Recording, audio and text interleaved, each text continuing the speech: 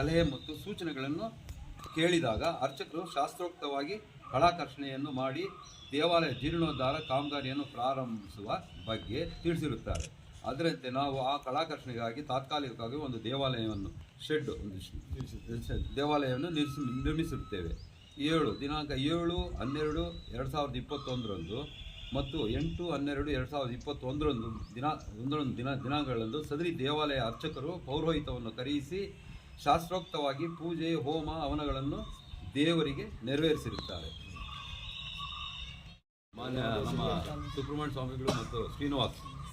ಆಮೇಲೆ 8 ತದನಂತರ ದೇವಾಲಯದ ಆವರಣದಲ್ಲಿರ್ತಕ್ಕಂಥ ಎಲ್ಲ ವಿಗ್ರಹಗಳನ್ನು ಅರ್ಚಕರು ಮತ್ತು ಪುರೋಹಿತರು ಸಮ್ಮುಖದಲ್ಲಿ ಸಾಂಪ್ರದಾಯಿಕ ಪೂಜಾ ಕೈಕರ್ಯಗಳನ್ನು ಆಧ್ಯಾತ್ಮಿಕವಾಗಿ ಆಗಮಿಕ ಪದ್ಧತಿಯಂತೆ ನೆರವೇರಿಸಿ ನಂತರ ಗೋಪೂಜೆ ಮಾಡಿ ಸದರಿ ಗೋವಿನಿಂದ ದೇವಾಲಯದ ಎಲ್ಲ ವಿಗ್ರಹಗಳನ್ನು ಕಳಾಕರ್ಷಣೆ ಮಾಡಲಾಗಿರುತ್ತೆ. 9 ದಿನಾಂಕ 29/12/2021 ದೇವಾಲಯಗಳ ಗುದ್ದಲಿ ಪೂಜೆಯನ್ನು ಶಾಸ್ತ್ರೋಕ್ತವಾಗಿ ಭಕ್ತಾದಿಗಳ ಸಮ್ಮುಖದಲ್ಲಿ ನೆರವೇರಿಸಲಾಯಿತು.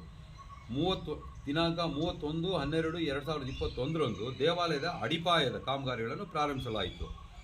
10 ಅಭಿವೃದ್ಧಿ ಸಮಿತಿಯು ರಚನೆಗೊಂಡ ದಿನಾಂಕ 27/1/2021 ಆಗಿದ್ದು ಜೀರ್ಣೋದ್ಧಾರ ಕಾಮಗಾರಿಯ ಅಂದಾಜು ಪಟ್ಟಿ ಮತ್ತು ನಕ್ಷೆ ಅನುಮೋದನೆಗೊಂಡಿರುವುದು ದಿನಾಂಕ 1/11/2021 ಅಂದರೆ ಅನುಮೋದನೆಗೋಸ್ಕರ ಸುಮಾರು 2 ವರ್ಷಗಳ ಕಾಲ ವಿಳಂಬವಾಗಿರುತ್ತದೆ. ಈ ಮಧ್ಯದಲ್ಲಿ 2 ವರ್ಷಗಳು ಕೋವಿಡ್-19 ಕೊರೋನಾ ಹಾವಳಿಯಿಂದ ಕಾಮಗಾರಿಗಳು ಸರ್ಕಾರ ಆದೇಶದಂತೆ ಸ್ಥಗಿತಗೊಂಡಿರುತ್ತದೆ. ತದನಂತರ 2022-23ನೇ ಸಾಲಿನಲ್ಲಿ ಕಾಮಗಾರಿಗಳನ್ನು ಮುಂದುವರಿಸಿಕೊಂಡು ಹೋಗಿರುತ್ತೇವೆ. ಆಮೇಲೆ ದಿನಾಂಕ 23/8/2023 ಸುಮಾರು 80% ಕಾಮಗಾರಿಗಳು ಪೂರ್ಣಗೊಂಡು ಅನುಮೋದನೆ ಕೊಟ್ಟಿರತಕ್ಕಂತಹ ದೇವಾಲಯ ಗಣಪತಿ, ಸುಬ್ರಹ್ಮಣ್ಯೇಶ್ವರ ಸ್ವಾಮಿ, ಶಿವನ ಗರ್ಭಗುಡಿ ಮತ್ತು ಅಮ್ಮನವರು ಪಾರ್ವತಮ್ಮನವರ ದೇವಸ್ಥಾನ ಕಾಮಗಾರಿಗಳು ಭಾಗಶಃ ಪೂರ್ಣಗೊಂಡಿರುತ್ತವೆ. 12 ದಿನಾಂಕ 6/10/2023 ಸರ್ಕಾರ ನಿರ್ದೇಶನದಂತೆ ಆಗಮ ಪಂಡಿತರು ಸ್ಥಳ ಪರಿಶೀಲಿಸಗೋಸ್ಕರ ಶ್ರೀ ನಾಗನಾಥ ಸ್ವಾಮಿ ದೇವಾಲಯಕ್ಕೆ ಭೇಟಿ ನೀಡಿ ದೇವಾಲಯದ ಅಭಿವೃದ್ಧಿ ಕಾಮಗಾರಿಗಳನ್ನು ಪರಿಶೀಲಿಸಿ ಮೆಚ್ಚುಗೆಯನ್ನು ವ್ಯಕ್ತಪಡಿಸಿ ಮೌಖಿಕವಾಗಿ ದೇವಾಲಯವು ತುಂಬ ಅಚ್ಚುಕಟ್ಟಾಗಿದ್ದು ಬಹಳ ಸುಂದರವಾಗಿರುವುದರ ಬಗ್ಗೆ ಮೆಚ್ಚುಗೆಯನ್ನು ವ್ಯಕ್ತಪಡಿಸಿ ಸ್ಥಳ ಪರಿಶೀಲನೆ ಬಗ್ಗೆ ಮಹಜರು ಪಡೆದಿರುತ್ತಾರೆ. ಇದಕ್ಕೆ ಮುಂಚೆ ಅಂದರೆ 2023 ಜೂನ್ ನಂತರ ಸಮಾಜಘಾತಕ ಶಕ್ತಿಗಳಾದಂಥ ಸ್ವಾಮಿ ಎಸ್ ಸುಬ್ರಹ್ಮಣ್ಯ ಸ್ವಾಮಿ ಮತ್ತು ಟಿ ಶ್ರೀನಿವಾಸ್ ಎಂಬುವರು ಮಾನ್ಯ ಆಯುಕ್ತರು ಧಾರ್ಮಿಕ ದತ್ತಿ ಇಲಾಖೆ ಬೆಂಗಳೂರವರಿಗೆ ದುರುದ್ದೇಶಪೂರ್ವಕವಾಗಿ ಕಾಮಗಾರಿಗಳನ್ನು ಶಾಸ್ತ್ರೋಕ್ತವಾಗಿ ನಡೆದಿಲ್ಲವೆಂದು ಸುಳ್ಳು ದೂರನ್ನು ನೀಡಿರುತ್ತಾರೆ. ತದನಂತರ ತಹಸೀಲ್ದಾರ್ ಚಿಂತಾಮಣಿರವರು ಸ್ಥಳಕ್ಕೆ ಆಗಮಿಸಿ ಕಾಮಗಾರಿಗಳನ್ನು ತಾತ್ಕಾಲಿಕವಾಗಿ ನಿಲ್ಲಿಸಬೇಕೆಂದು ದಿನಾಂಕ 10/10/2023 ಆದೇಶ ನೀಡಿರುತ್ತಾರೆ. 15 ತದನಂತರ ತಹಸೀಲ್ದಾರ್ ಅಭಿವೃದ್ಧಿ ಸಮಿತಿಯವರಿಗೆ ದಿನಾಂಕ 21/23 ಜ್ಞಾಪನ ಪತ್ರವನ್ನು ನೀಡಿ ದೇಣಿಗೆ ಹಣದ ಲೆಕ್ಕ, ಜಮಾ, ಖರ್ಚು ವಿವರದ ಮಾಹಿತಿ ಮತ್ತು ಬ್ಯಾಂಕ್ ಖಾತೆ, ಚೆಕ್ ಪುಸ್ತಕಗಳನ್ನು ವಿವರವನ್ನು ನೀಡಬೇಕೆಂದು ಹೇಳಿರುತ್ತಾರೆ. ಆಮೇಲೆ 16 ದೇವಾಲಯದ ಅಭಿವೃದ್ಧಿ ಸಮಿತಿಯವರು ಮೇಲ್ಕಂಡ ವಿಷಯಕ್ಕೆ ಸಂಬಂಧಿಸಿದಂತೆ ದಿನಾಂಕ 29/12/2023 ತಹಸೀಲ್ದಾರ್ಗೆ ಸಂಪೂರ್ಣ ವಿವರವನ್ನು ನೀಡಿರುತ್ತೇವೆ ಮತ್ತು ಸದರಿ ಸಮಿತಿಯಲ್ಲಿ ತಹಸೀಲ್ದಾರರು ಸಹ ಖಜಾಂಚಿಯಾಗಿರುವುದರಿಂದ ಅವರು ಖಜಾಂಚಿಯಾಗಿದ್ದಾರೆ. ನಮ್ಮ ಕಮಿಟಿಯಲ್ಲಿ ಅವರು ಮೆಂಬರು ಎಲ್ಲ ಅವರು ಇದ್ದಾರೆ. ಎಲ್ಲ ಮಾಹಿತಿ ಅವರಿಗೆ ತಿಳಿದಿರುತ್ತದೆ. 17 ಮೇಲ್ಕಂಡ ಈ ಎಲ್ಲ ಬೆಳವಣಿಗೆಗಳ ಮಧ್ಯೆ ದಿನಾಂಕ 14/6/2024 ಮಾನ್ಯ ಆಯುಕ್ತರು ಧಾರ್ಮಿಕ ದತ್ತಿ ಇಲಾಖೆ ಬೆಂಗಳೂರವರು ಎಲ್ಲ 4 ದೇವಾಲಯಗಳ ಕಟ್ಟಡಗಳನ್ನು ಭಾಗಶಃ ನೆಲಸಮ ಮಾಡಬೇಕು ಎಂದು ಆದೇಶ ಸಂಖ್ಯೆ ರಂತೆ ಆದೇಶವನ್ನು ಮಾಡಿರುತ್ತಾರೆ. 18 ಈ ಮೇಲ್ಕಂಡ ಆದೇಶ ವಿರುದ್ಧವಾಗಿ ಬೃಹತ್ಕಾರವಾಗಿ ನಿರ್ಮಾಣಗೊಂಡಿರುವಂತಹ 4 ದೇವಾಲಯಗಳ ಸಂಬಂಧ ಸರ್ಕಾರ ಮಾಡಿರುವ ಆದೇಶದ ವಿರುದ್ಧ ದೇವಾಲಯಗಳ ಅಭಿವೃದ್ಧಿ ಸಮಿತಿಯವರು ಮಾನ್ಯ ಉಚ್ಚ ನ್ಯಾಯಾಲಯ ಬೆಂಗಳೂರವರಲ್ಲಿ ಮೊಕದ್ದಮೆ ಹೂಡಿರುತ್ತೇವೆ. ಅದರಂತೆ ನೆಲಸಮ ಮಾಡಬಾರದು ಎಂದು ಮಾನ್ಯ ನ್ಯಾಯಾಲಯ ತಡೆಯಾಜ್ಞೆ ನೀಡಿರುತ್ತದೆ. ಇದು ಯಾಕೆ ಇದನ್ನು ಕೊಟ್ಟಿದ್ದೀವಿ ಅಂತ ಹೇಳಿದ್ರೆ ಅವರು ಇದು ಮೇಲೆ ಕೊಟ್ಟು ನೋಡಿ, ಮೇಲ್ಕಂಡ ಆದೇಶ ವಿರುದ್ಧವಾಗಿ ಬೃಹತ್ಕಾರದ ಅವ್ರು ಎಲ್ಲಾನು ಏನು ಮಾಡಬಾರ್ದು ಅಂತ ಹೇಳ್ತಾ ಇದ್ರೆ ಎಲ್ಲ ಹಂಗಲ್ಲ. ನಾವು ಮಾಡಿದ್ದ ದೇವಸ್ಥಾನ ಏನು ಮಾಡಿದೀವಿ ನಾವು ಆ ಮೇಲೆ ಇರ್ತಕ್ಕಂಥ ಸ್ಟ್ರಕ್ಚರ್ ಎಲ್ಲ ತಳ್ಳಬೇಕು ಅಂತ ಹೇಳ್ಬಿಟ್ಟು ಹೇಳಿದಕ್ಕೋಸ್ಕರ ನೆಲಸಮ ಮಾಡ್ಬೇಕಂತ ಹೇಳಿದಕ್ಕೋಸ್ಕರ ನಾವು ಅದನ್ನ ಸ್ಟೇ ಮಾಡಿಸಿದ್ವಿ. ನ್ಯಾಯಾಲಯದಲ್ಲಿ ಮೂಡಿದೀವಿ. ಸ್ಟೇ ಕೊಟ್ಟರು. ಯಾಕಂದ್ರೆ ಇವತ್ತು ಮಾಡಬಾರ್ದಂತ ಸೆನ್ಸಿಟಿವ್ ವರ್ಕ್ ಎಲ್ಲ ಗೊತ್ತಿರೋ ವಿಷಯನೇ, ಫುಲ್ ಸೆನ್ಸಿಟಿವ್. ಒಂದೇನಾದ್ರೂ ಸ್ವಲ್ಪ ಅಲ್ಲಾಡಿಸಿದ್ರು ಎಲ್ಲ ಡ್ಯಾಮೇಜ್ ಆಗುತ್ತೆ, ಮತ್ತೆ ಅದನ್ನ ಏನು ಯೂಸ್ ಆಗೋದಿಲ್ಲ. ಅದಕ್ಕೋಸ್ಕರ ಎಲ್ಲಿ ತಳ್ತಾರೋ ಅಂತ ಹೇಳ್ಬಿಟ್ಟು ಭಯಕ್ಕೆ ನಾವು ಅದನ್ನು ತಡೆಯಾಜ್ಞೆ ತಂದೆವು. ಅದರಂತೆ ನೆಲಸಮ ಮಾಡಬಾರ್ದೆಂದು ನ್ಯಾಯಾಲಯ ತಡೆಯಾಜ್ಞೆಯನ್ನು ನೀಡಿರುತ್ತದೆ. ಅದನ್ನು ಬಿಟ್ಟು ಯಾವುದೇ ಅಭಿವೃದ್ಧಿ ಕಾಮಗಾರಿಗಳನ್ನು ಮಾಡಲು ಯಾವುದೇ ಅಡಚಣೆ, ತೊಂದರೆ ಇರುವುದಿಲ್ಲ. ಅಂದರೆ ಅಭಿವೃದ್ಧಿ ಸಮಿತಿಯ ಉದ್ದೇಶವೇನೆಂದರೆ ಈಗಾಗಲೇ ಅಚ್ಚುಕಟ್ಟಾಗಿ ನಿರ್ಮಾಣ ಮಾಡಿರುವಂತಹ ದೇವಾಲಯವನ್ನು ಕೆಡವಬಾರದೆಂಬುದಾಗಿರುತ್ತದೆ ಅಷ್ಟೇ. ಇದನ್ನು ಬೇರೆ ಏನೇನೋ ಕೊಟ್ಟಿದ್ದಾರೆ ಅಷ್ಟೇ. ಆ್ಯಕ್ಚುಲ್ ಆಗಿ ನಮಗೆ ಕೊಡಬೇಕಾದ್ರೆ ನಮ್ಗೆ ಆದೇಶ ಮಾಡಿದ್ರಲ್ಲ ಇದನ್ನು ಕಟ್ಟೋದಕ್ಕೆ, ಆವಾಗ ಅವರೆಲ್ಲ ಅಲ್ಲಿಂದಲೇ ಒಂದು ಲೆಟ್ರ್ ಬರೆದು ಏನಂದು ಕಾಲಕ್ಕೆ ಯಾವ ಥರ ಪ್ರೋಗ್ರೆಸ್ ಬರುತ್ತೋ ಅದು ಮಾನ್ಯ ಜಿಲ್ಲಾಧಿಕಾರಿಗಳು ಅವರು ಬಂದು ನೋಡ್ಕೊಂಡು ಇಲ್ಲಿ ಹೋಗಿ ಏನು ಪ್ರೋಗ್ರೆಸ್ ಬರ್ತಾ ಇದೆ ನಮಗೆ ಎಲ್ಲ ನೀವು ನಮಗೆ ರಿಪೋರ್ಟ್ ಮಾಡ್ಬೇಕಂತ ಹೇಳ್ಬಿಟ್ಟು ಆ ಆದೇಶದಲ್ಲಿ ಅವ್ರು ಬರ್ಕೊಡಿ ಟೈಪ್ ಮಾಡಿಕೊಟ್ಟಿದ್ದಾರೆ. ಆಮೇಲೆ ಇವರು ಮೆಂಬರ್ ಆಗಿದ್ದಾರೆ, ಯಾರು ಮಾನ್ಯ ತಹಸೀಲ್ದಾರರು ನಮ್ಮ ತಾಲೂಕು, ಜವಾಬ್ದಾರಿ ಫುಲ್ ಅವರೇ ಬಂದು ಎಲ್ಲ ನೋಡ್ಕೊಳ್ತಾ ಇದ್ರು, ಹೋಗ್ತಾ ಇದ್ರು, ಎಲ್ಲ ನಡೀತಾ ಇತ್ತು. ಈಗ ಯಾವಾಗ ಇದು ಚೇಂಜ್ ಆಯಿತು ಅಲ್ಲಿಂದ ಈಚೆ ಈ ಥರ ಆಗಿದೆ. ಇದಕ್ಕೆ ಈಗ ಅಭಿವೃದ್ಧಿ ಮುಂದೆ ಇರ್ತಕ್ಕಂಥ ಅಭಿವೃದ್ಧಿ ಸಮಿತಿಯು ಅಭಿವೃದ್ಧಿ ಮಾಡೋದಕ್ಕೆ ಯಾವುದೇ ಅಡಚಣೆ ಇಲ್ಲ. ನಮ್ಮದು ನಾವು ಓನ್ಲಿ ನಮ್ಮ ಉದ್ದೇಶ ಏನಂದರೆ ಅದು ತಳ್ಳಬಾರದು ಅನ್ನೋದಷ್ಟು ಬಿಟ್ಟರೆ ಬೇರೆ ಇನ್ನೇನು ಇಲ್ಲ. ನೋಡಿ, ಇದೆಲ್ಲ ಕಂಪ್ಲೀಟ್ ಓಪನ್ನೇ ಇತ್ತು, ನಿಮಗೆಲ್ಲ ನೋಡಿರ್ತೀರಿ ನೀವೆಲ್ಲನೂ. ಇದು ಯಾವ ಥರ ಇತ್ತು ಅಂತ ಹೇಳಿದ್ರೆ ಏನೋ ಎಲ್ಲ ಭಕ್ತಾದಿಗಳು ಅವರು ಎಲ್ಲ ಸೇರಿದೆ ನೋಡೋದೆಲ್ಲ ಅಲ್ಲಿಂದ ನಾವು ಹಿಂದುಗಡೆಯವರೆಗೂ ಎಲ್ಲ ಚಪ್ಪಡಿಗಳೆಲ್ಲ ಉಣಿಸಿ ಇದನ್ನು ಭದ್ರಪಡಿಸಿ ಇದನ್ನು ಬೇರೆ ಚಟುವಟಿಕೆಗಳು ನಡೀತಾ ಇತ್ತು ಅವೆಲ್ಲ ಕಂಟ್ರೋಲ್ ಮಾಡಿ ಇವೆಲ್ಲ ಇವಾಗ ಏನೋ ಭಕ್ತಾದಿಗಳು ಸೋಮವಾರ ಭಕ್ತಿಯಿಂದ ಬರ್ತಾಯಿದ್ರು, ಏನೋ ಪೂಜೆ ಮಾಡಿಕೊಂಡು ಹೋಗ್ತಾಯಿದ್ರು, ಎಲ್ಲ ಬಂದೋಬಸ್ತ್ ಮಾಡೋದು. ಇದ್ರ ಬಗ್ಗೆ ಏನು ಮಾತಾಡ್ತಾ ಇಲ್ಲ. ಬರೀ ದೇವಸ್ಥಾನ ಮಾಡಿರೋದೆಲ್ಲ ತಳ್ಳಿ ಅಂತ ಹೇಳ್ತಾ ಇದ್ದಾರೆ. ತಳ್ಳೋದಕ್ಕೆ ಅವ್ರು ಸ್ಟೇ ಮಾಡಿಸಿದ್ರೆ ನಾವು ಕಟ್ಟೋದಕ್ಕಂತೇಳಿ ನಾವು ನಾವೇ ಕಟ್ತಾ ಇದ್ವಲ್ಲ. ಈಗ ಅವರೇ ಕಟ್ಲಿ, ನಮ್ಮ ಸಂತೋಷನೇ. ಈಗ ನೀವು ಇಷ್ಟೇ ನೀವು ಆತ್ಮಸಾಕ್ಷಿಯಾಗಿ ಆ ಕಟ್ಟಡವನ್ನು ತಳ್ಳಬೇಕು ಅಂತ ಹೇಳಿದ್ರೆ ನೀವು ಕರೆಕ್ಟ್ ಅಂತ ಹೇಳಿದ್ರೆ ನೀವು ಹಂಗೆ ಬರೀರಿ. ಕರೆಕ್ಟ್, ಅದು ತಳ್ಳೋದು ಕರೆಕ್ಟ್. ನಾವು ಕೋರ್ಟ್ಗೆ ಹೋಗಿರೋದು ರಾಂಗ್ ಅಂದ್ರೆ ನೀವು ಹಂಗೆ ಬರೀರಿ. ನಮ್ಮ ಉದ್ದೇಶ ಇಷ್ಟೇ, ಆ ಬೃಹದಾಕಾರ ಕಟ್ಟಡಗಳನ್ನು ತಳ್ಳಬಾರದು ಅನ್ನೋ ಉದ್ದೇಶ ಹೋಗಿದ್ವಿ. ಸಚಿವರು ಇನ್ನೊಂದು ಆರೋಪ ಮಾಡಿದ್ದಾರೆ, ಇವತ್ತು ಈ ನಾಗನಾಥೇಶ್ವರ ಸ್ವಾಮಿ ದೇವಸ್ಥಾನ ಈ ದುಸ್ಥಿತಿಗೆ ಬರೋಕ್ಕೆ ಕಾರಣ ಮಾಜಿ ಶಾಸಕ ಜೆ ಕೆ ಕೃಷ್ಣರೆಡ್ಡಿ ಅವರು. ಅವ್ರಿಗೂ ಇದಕ್ಕೂ ಏನು ಸಂಬಂಧನೇ ಇಲ್ಲ ಪಾಪ. ಸಂಬಂಧನೇ ಇಲ್ಲ. ಯಾಕೆ ಸುಮ್ಮನೆ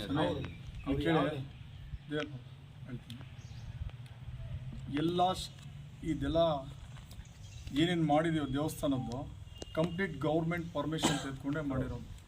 2020ರಲ್ಲಿ ನಮಗೆ ಪರ್ಮಿಷನ್ನು ಏನಾಗ್ತದೆ, ಇದು ಕಮಿಟಿ ಆಗ್ತದೆ, ಕಮಿಟಿ ಆಗ್ತದೆ. ಆ ಕಮಿಟಿ ಪ್ರಕಾರ ನಾವು ಎಲ್ಲ ಯಾವ ಥರ ಮಾಡಬೇಕು, ಅಭಿವೃದ್ಧಿ ಯಾವ ಥರ ಮಾಡಬೇಕು ಅಂತ ನಾವು ತೀರ್ಮಾನ ತೆಗೆದುಕೊಂಡು ಮಾತಾಡಿಕೊಂಡು ಕಮಿಟಿಯಲ್ಲಿ ಕೂತ್ಕೊಂಡು ಮಾತಾಡಿಕೊಂಡು ಈ ಥರ ಮಾಡಬೇಕು ಅಂತ ಪರ್ಮಿಷನ್ ಮಾಡಿಕೊಂಡು, ಪರ್ಮಿಷನ್ಗೆ ಕಂಪ್ಲೀಟ್ ಡೀಟೇಲ್ಸ್ ಇದ್ದಾರೆ. ತಹಸೀಲ್ದಾರು, DC, ದತ್ತಿ ಇಲಾಖೆ ಕಂಪ್ಲೀಟು ನಾವು ಪರ್ಮಿಷನ್ ತೆಗೆದುಕೊಂಡಿದ್ವಿ.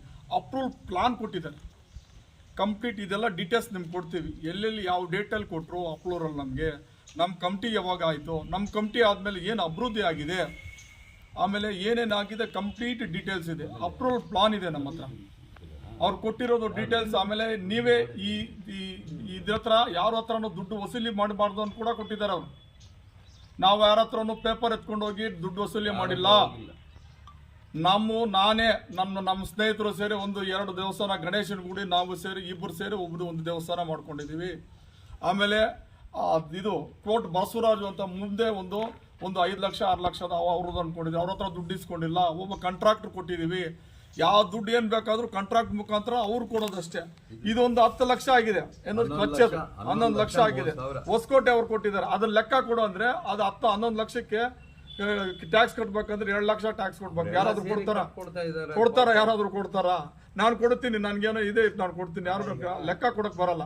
ಆಮೇಲೆ ದೊಡ್ಡ ದೇವಸ್ಥಾನಕ್ಕೆ 2 ಕೋಟಿ ಅವ್ರು ಕೊಟ್ಟಿದ್ದಾರೆ, ಅದು ಕೊಟ್ಟಿದ್ದು ಅವ್ರು ಇದ್ದಾರೆ, ಅದಿದ್ದಾರೆ. ಎಲ್ಲಾನು ಕಂಪ್ಲೀಟ್ ಡೀಟೇಲ್ಸ್ ಕೈಯಿಂದ ಹಾಕೊಂಡು ಮಾಡ್ತಾ ಇರೋದು. ಅದನ್ನ ಏನೇನು ಮಾಡಿದೀವಿ, ಯಾರು ಏನೇನು ಮಾಡಿದಾರೋ ಅಲ್ಲಿ ದೇವಸ್ಥಾನದಲ್ಲೇ ಬೋರ್ಡ್ ಹಾಕಿದೀವಿ. ಕಂಪ್ಲೀಟ್ ಡೀಟೇಲ್ಸ್ ಯಾರ್ಯಾರು ಎಷ್ಟು ಕೊಟ್ಟಿದ್ದಾರೆ, 1 ಲಕ್ಷ 2 ಲಕ್ಷ ಯಾರಾದ್ರೂ ಕೊಟ್ರೆ ಅದಕ್ಕೆ ಆ 4-5 ಕೆಲಸದಲ್ಲೇ ಇಬ್ರು 4 ಜನ ಸೇರಿ ಒಂದು ಕೆಲಸಕ್ಕೆ ಇದು ಮಾಡಿದ್ವಿ. ಸ್ವಂತವಾಗಿ ಯಾವುದೂ ತೆಗೆದುಕೊಂಡಿಲ್ಲ. ಬೇರೆ ಇನ್ಯಾರಾದ್ರೂ ಕೊಟ್ಟಿದ್ರೆ ಅವ್ರು ಯಾರು ಹೇಳ್ತಾ ಇದ್ರು, ಯಾರು ಕರ್ಲಿರಿ ಅವ್ರನ್ನ, ಯಾರಾದ್ರೂ ಕೊಟ್ಟಿದ್ರೆ ನಾವೇನಾದ್ರೂ ಕೊಟ್ಟಿದ್ದೀವಿ. ಆಮೇಲೆ ಜೆ.ಕೆ. ಕೃಷ್ಣಾರೆಡ್ಡಿ ಮೋಹನ್ ಹೇಳ್ತಾರೆ, ಜೆ.ಕೆ. ಕೃಷ್ಣಾರ ಜವಾಬ್ದಾರಿ ಅಂತ.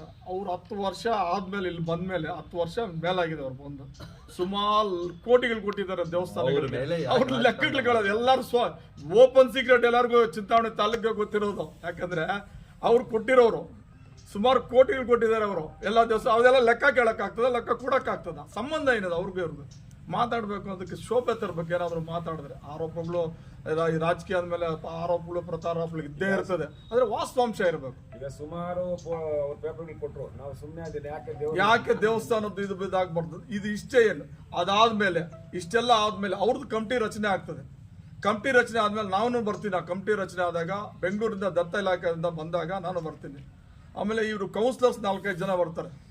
ಅವನ್ಯಾರು ಇವನು ಉಮೇಶ್ ಬರ್ತಾನೆ, ಆಮೇಲೆ ಸಿ.ಕೆ. ಮುರಳಿ ಬರ್ತಾರೆ. ಆ ಕಮಿಟಿಯಲ್ಲಿರೋರು ಸುಮಾರು ಕೌನ್ಸಿಲರ್ಸ್, ಆಮೇಲೆ ದೇವರಾಜು, ಇವ್ರಿಗೆಲ್ಲ ಹೇಳಿದ್ದೀನಿ, ನೋಡಪ್ಪ ರಾಜಕೀಯ ಇದರಲ್ಲಿ ಬೇಡ, ನಾವೆಲ್ಲ ಒಂದಾಗಿ ಮಾಡಿ ಅವ್ರನ್ನ ಕರೆಸಿ, ನಮ್ಮ ಶಿಕ್ಷಣ ಸಚಿವನ್ನ ಕರೆಸಿ ಕೂತ್ಕೊಳ್ಳೋಣ. ಅವ್ರು ಏನು ಮಾಡಿದ್ರೆ ಅವ್ರ ಮುಖಾಂತರ ಏನಿದ್ರೆ ಅದು ಕರೆಕ್ಟಾಗಿ, ಏನಿದ್ರೆ ಅದು ವಾಸ್ತವಾಂಶ ತಿಳಿಸಿ, ಏನಿದ್ರೆ ಅದು ವಾಸ್ತವಾಂಶ ತಿಳಿಸಿ. 2-3ರಿಂದ ಇದು ತೊಂದರೆ ಆಗ್ತಾ ಇದೆ ಬೇಡ್ಕೊಂಡಿದ್ದೀನಿ ನಾನು. ಆ ಎಲ್ಲಾನು ರಾಜಾಚಾರ್ಯನ ಕೇಳ್ಕೊಂಡಿದ್ದೀನಿ. ಅವ್ರು ಯಾರು ಈ ಪಕ್ಷದ ಕೌನ್ಸಿಲರ್ಸ್ ಇದ್ದಾರೆ ಎಲ್ಲರೂ ಅವ್ನು ಕರೀರಿ, ಅವ್ರ ಸಮ್ಮುಖದಲ್ಲಿ ನಡೀಲಿ. 2-3ರಿಂದ ಇವರು ತರಳೆ ಮಾಡ್ತಾ ಇದಾರೆ, ಇದನ್ನ ಏನಿದ್ರೆ ಅದು ನಡೀಲಿ ಅಂತ ಅವನು ಕೇಳ್ಕೊಂಡಿದ್ದೀನಿ. ಯಾರು ಉಮೇಶನ್ ಕೇಳ್ಕೊಂಡಿದ್ದೀನಿ, ಅಧ್ಯಕ್ಷನ ಕೇಳ್ಕೊಂಡಿದ್ದೀನಿ. ಬರ್ಲಿನಪ್ಪ, ಏನು ಮಾಡೋಕ್ಕಾಗ್ತದೆ ಸರ್, ಅವರೆಲ್ಲ ಇವ್ರು ಯಾರೋ 2-3ರಿಂದ. ಸಿ.ಕೆ. ಮುರಳಿನ ಕೇಳಿದ್ದೀನಿ, ಏನು ಮಾಡೋಕ್ಕಾಗ್ತದಪ್ಪ, ಅವ್ರು ಬರೋಲ್ಲ, ನಾವು ಏನೋ ಈ ಥರ ಇದೆ ಅಂತ ಅವರು ಹೇಳಿದ್ದಾರೆ. ಈ ಥರ ಇದೆ, ಇದೆಲ್ಲ ಸುಳ್ಳು ಆರೋಪಗಳು ಮಾಡ್ತಾ ಇದ್ದಾರೆ. ಇಲ್ಲೇ ಗೊತ್ತಾಗ್ತದೆ ನೋಡಿ ಎಷ್ಟು ದೇವಸ್ಥಾನಗಳು ಕಟ್ಟಿದ್ದು. ನಮ್ಗೆ 1 ವರ್ಷ ಟೈಮ್ ಕೊಟ್ಟರೆ ಕಂಪ್ಲೀಟ್ ಮಾಡ್ಕೊಡ್ತೀವಿ. ಇನ್ನೊಂದೇನೆಂದರೆ ಅಲ್ಲಿ ಮೈನಾಗಿ ಬಂದಿರೋದು ಲಿಂಗ ಎತ್ತಬೇಕು ಎತ್ತಬಾರ್ದು ಅನ್ನೋದು ಒಂದೇ ಒಂದು ಪ್ರಶ್ನೆ. ಅದು ಕಟ್ಟಬಾರ್ದ ಎತ್ತಬಾರ್ದ, ಇದು ಪ್ರಶ್ನೆ. ಏನ್ ಮಾಡ್ಬೇಕಂದ್ರೆ ಹಿರಿಯರು ಇರ್ತಾರೆ, ಅವ್ರು ಕರೆಸಿ ಇದು ಮಾಡ್ಬೇಕು. ಆಮೇಲೆ ಇಷ್ಟು ನಡೆದಿದೆ ಅಲ್ವಾ, ಇಷ್ಟು ದೇವಸ್ಥಾನಗಳು ನಾವು ಬಂದಾಗ ದೇವಸ್ಥಾನಗಳು ಎಲ್ಲ ದೇವಗ್ರಹಗಳಿಗೆ ಬಿಸಾಕಿದ್ರು, ಅದು ಇದು ಅಂತ ಏನೂ ಇಲ್ಲ. 5 ಅವರ್ ಕ್ಯಾಸೆಟ್ ಇದೆ, 5 ಅವರು. ತಹಸೀಲ್ದಾರ್ ಪ್ರತಿ ಸಾರಿ ಬಂದಾಗ ಫೋಟೋಗಳು ತೆಗೆದಿದ್ದೀವಿ. ಪ್ರತಿ ಸಾರಿ ಇಷ್ಟು ಪರ್ಮಿಷನ್ಗೂ ನಾವು ಮುಟ್ಟಬೇಕಾದ್ರೆ ಅವ್ರು ಬಂದ್ರೇನೆ ನಾವು ಮುಟ್ಟಕ್ಕಾಗಲ್ಲ, ಇಲ್ಲದ್ರೆ ಆಗಲ್ಲ. ಪ್ರತಿ ಸಾರಿ ತಹಸೀಲ್ದಾರ್ ಬಂದಿದ್ದಾರೆ, ಪ್ರತಿ ಸಾರಿ ಡೀಟೇಲ್ಸ್ ಫೋಟೋಗಳು ತೆಗೆದಿದ್ದೀವಿ. ಆಮೇಲೆ ಕಲಾಕರ್ಷಣಿಗೆ 21 ಜನ ಬ್ರಾಹ್ಮಣ ಪುರೋಹಿತರು ಬರ್ತಾರೆ, ನಾವೆಲ್ಲ ಮುಟ್ಟಿರೋದು ಅದನ್ನ. ಪುರೋಹಿತರು ಬರ್ತಾರೆ, ಪುರೋಹಿತರು ಬಂದಿದೆ 21 ಜನ ಪುರೋಹಿತ. ಕಲಾಕೃಷ್ಣ ಅಂದ್ರೆ ಏನಂದ್ರೆ ಲಿಂಗಗಳು ಎಲ್ಲ ತೆಗಿಯೋದು, ಅದೆಲ್ಲ ಕಂಪ್ಲೀಟು 5 ಅವರ್ಸ್ ನಮ್ಮ ಹತ್ರ ಕ್ಯಾಸೆಟ್ ಇದೆ. ಅದನ್ನೆಲ್ಲ ನಮ್ಗೆ ಕೊಡಬಾರ್ದು ಅನ್ನೋ ಉದ್ದೇಶ ಏನಿರ್ಲಿಲ್ಲ. ಯಾಕೆ ದೇವಸ್ಥಾನ ಬೀದಿಗೆ ಇಡಬೇಕು ಅನ್ನೋ ಉದ್ದೇಶದಿಂದ ನಾವು ಯಾವತ್ತೂ ಏನು ಮಾತಾಡ್ಲಿಲ್ಲ. ನಾವು ಯಾವತ್ತಿದೆ ಫಸ್ಟ್ ಟೈಮ್. ಯಾಕಂದ್ರೆ ಅವ್ರ ಮೇಲೆ ಪಾಪ ಸುಮಾರು ಜೆ.ಕೆ. ಕೃಷ್ಣಾರೆಡ್ಡಿ ಅವರು 100 ಕೋಟಿ ಅವ್ರನ್ನ ತರಳೆ ಮಾಡಿದಕ್ಕೆ ಇಷ್ಟು ಕೊಡ್ತಾ ಇದೀವಿ ಅಷ್ಟೇ, ಇನ್ನೇನಿಲ್ಲ. ಈಗಲೂ ಅಷ್ಟೇ ನಾವು ಬಿಡಲ್ಲ ಅಂದ್ರೆ ನಾವು ಏನಾದ್ರು ಮಾಡಿ ಕಾನೂನುಬದ್ಧವಾಗಿದೆ, ಕಾನೂನುಬದ್ಧ ಕರೆಕ್ಟ್ ಆಗಿರೋದಕ್ಕೆ ಕೋರ್ಟ್ ಹೋಗಿರೋದು. ಇಷ್ಟ ಇಲ್ಲದೆ ಇದ್ರೆ ಇವೆಲ್ಲ ಪರ್ಮಿಷನ್ ಇಲ್ಲದೆ ಇದ್ರೆ ಕೋರ್ಟಲ್ಲಿ ನಮ್ಗೆ ಇಷ್ಟ ಕೊಡಲ್ಲ. ಕಾನೂನುಬದ್ಧವಾಗಿದೆ, ಅಪ್ರೂವಲ್ ಪ್ಲಾನ್ ಇದೆ, ಪರ್ಮಿಷನ್ ಇದೆ, ಕಂಪ್ಲೀಟ್ ಡೀಟೇಲ್ಸ್ ಇದೆ. ನಿಮ್ಗೆ ಕೊಡ್ತೀವಲ್ಲ, ನೀವು ಹಾಕಿ ಕಂಪ್ಲೀಟ್ ಡೀಟೇಲ್ಸ್ ಇದೆ. ಇಷ್ಟು ಹೇಳ್ತಿದ್ದೀನಿ, ಇಷ್ಟು ಹೇಳಿ. ಮುದಿರಾಯ ದೇವಸ್ಥಾನ ಅವ್ರಿಗೆ ನಾವು ತಿಳಿದ್ರೆ ಸುಮ್ಮನೆ ಬಿಡ್ತಾರಾ? ಆವಾಗಲೇ ಎತ್ತು ಒಳಗಾಗ್ತಾ ಇದ್ದಲ್ಲ, ತಮಾಷೆಲ್ಲ.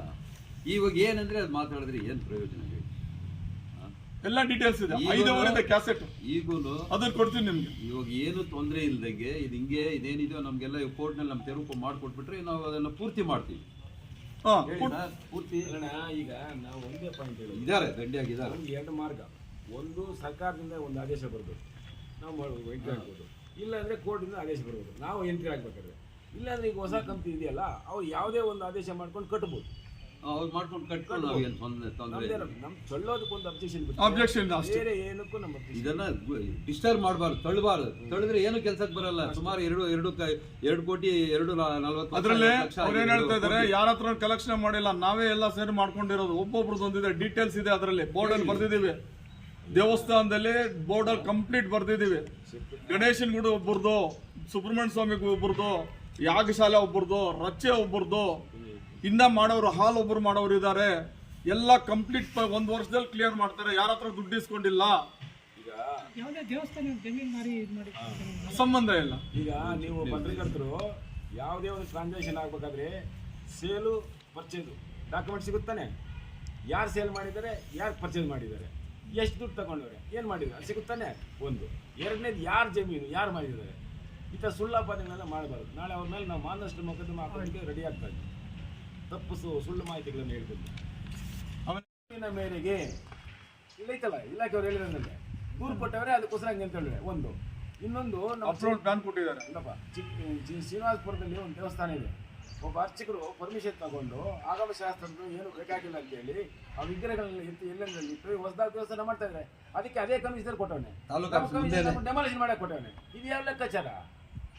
ಆಯ್ತು, ಸಿ ಕ್ಲಾಸ್ ಅದೇನು ನಮ್ಮ ಹತ್ರ ಐತೆ. ಇನ್ನೊಂದು ಮಾತು ಕೇಳ್ತೀನಿ ಹೇಳಿ.